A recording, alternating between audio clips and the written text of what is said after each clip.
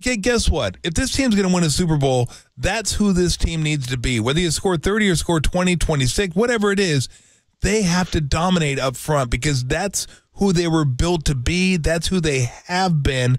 And I'm 100% in agreement with you. If they can't get back to that, then I'm not saying it's impossible to win. It becomes tougher. But when you say through all your actions, this is who we want to be. We want to be led by our defensive line. We want to be deep. We want to be nasty. We want to get to the quarterback. And you don't do it, you have issues. And it feeds both directions, right? Because it feeds, if you're not getting that, then you're not getting the ball back. You're not handing it back to the offense as much and as readily. And so that puts two things on the offense. They have to be more efficient because they're not getting the ball back as much. And because Brock is not that guy that's going to roll out and remember 60 yards down like, Jalen Hurts or Mahomes or like that's the game today, then he's going to have to be that much more efficient and the extra plays and the extra laps to get there. So that offense probably in the end, especially in the biggest games, probably needs the ball back a couple more times to get done what they want to get done. So it's, you got a theme. And what did I say up front? Figure it out. Yep. No, absolutely.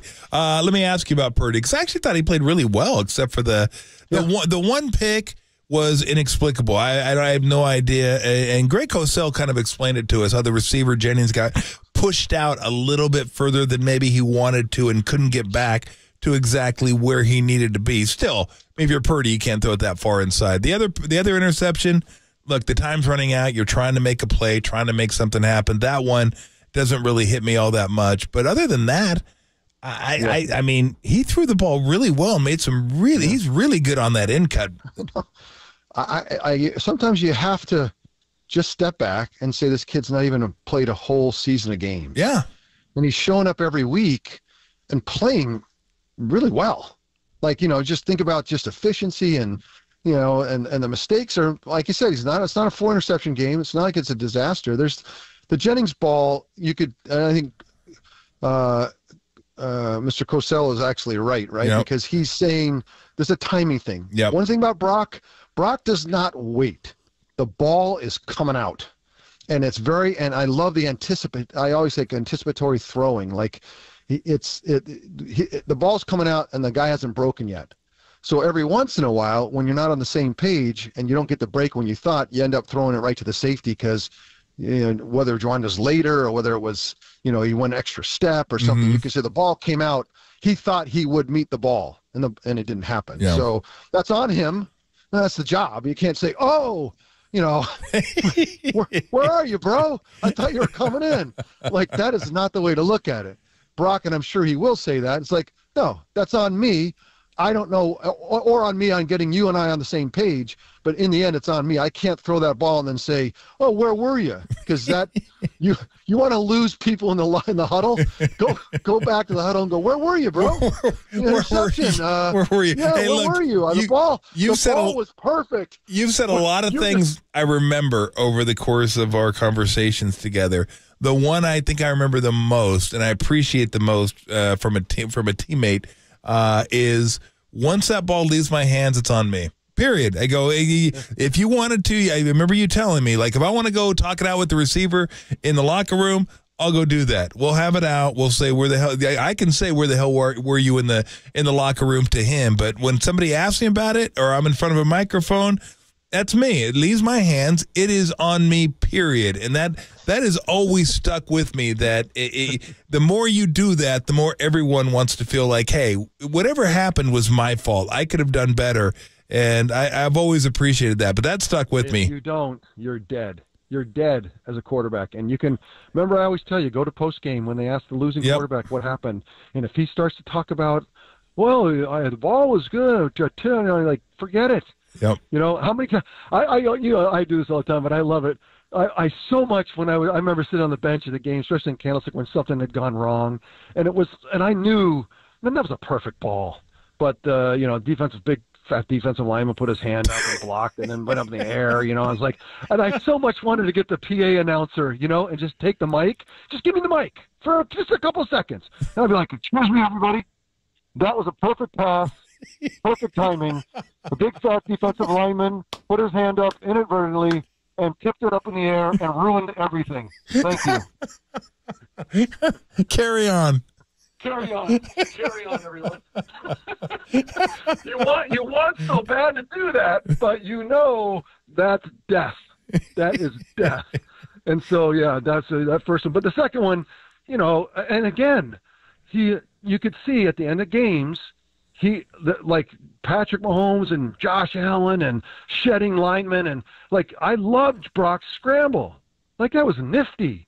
Like he can still get a lot of those things done, even though he's not, you know, as big and strong, like all those things we talk about, that he can still get stuff done. So let's just figure it out. Yep. And we got pruned back. This has been rough.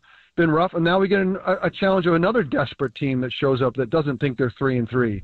And the thing I think about this part of the season, the Halloween, the Tom Tolbert section of the NFL schedule. This is Halloween. This is Halloween. This is your part of this is the Tom Tolbert section of exactly that what's happening is things are gelling. Where everyone's kind of figuring out who we are and how good we are. And that's why these games are like for the Cincinnati Bengals, this is that defining game. Come to San Francisco. We think we're pretty good. We think we had a terrible start. It was the preseason, essentially September, and now we're gonna show you who we are. And so that's what's coming, and we better figure it out. I don't know. Scary playing against a black and orange team right before Halloween. Before things, yeah. See, little scary. And obviously, because Brock Purdy is in the concussion protocol and we're not quite sure yet if he will play against the Bengals, Steve Young also offers up his thoughts on Sam Darnold with the potential that Sam Darnold could get the start this Sunday. What do you expect from Sam Darnold? Sam, I kind of feel like Kyle feels. Like I watched him, and I always thought he was a good player.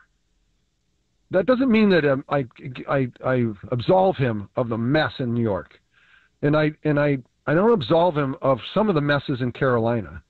Now Carolina is a place at the time which would probably be my 30th or 32nd place in the league where I'd want to be as a quarterback. Again, not an excuse, but I saw things that he did that told me that he sent the flares up to me, even in New York. Like I'm a good player. I don't want a lot of help. I'm screwing it up. I'm young. But I'm sending you flares to let you know that I can figure this game out. So I've always felt that about Sam. And when he was freed up and he went to find a team, and he called the 49ers and said, "Look, I'm coming." And they said, "Well, we can't afford you." I said, "Well, yes, you can. I can decide that." and Sam decides for the 49ers what works, because I'm coming, because I'm sick of being places where I don't get the help that I need. And I can see in San Francisco, of all places in the league, this is where I can get the help. And I'll even sit around if I need to try to be in that kind of a place. So I love that about Sam. He took the pay cut. He came, the attitude, and he has impressed. No one, like, don't worry. I'm not saying anything other than what I'm saying about Sam. Sam has impressed.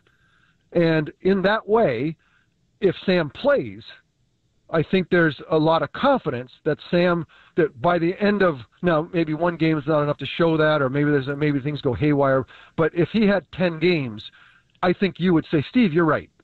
You're right. I think that, you know," and he is getting more help, and he is capable of way more than I thought. And what that ceiling is, we don't know. But we talk about big, strong guys running around, throwing it all over the field. He can be that guy. And look, I think right before Halloween, seeing ghosts isn't such a bad thing. You are. When you're alone without, I need the ballast of the Coke. Yeah, man. the guardrails are off. I'm sorry. You and I alone is dangerous. It is very, very, very.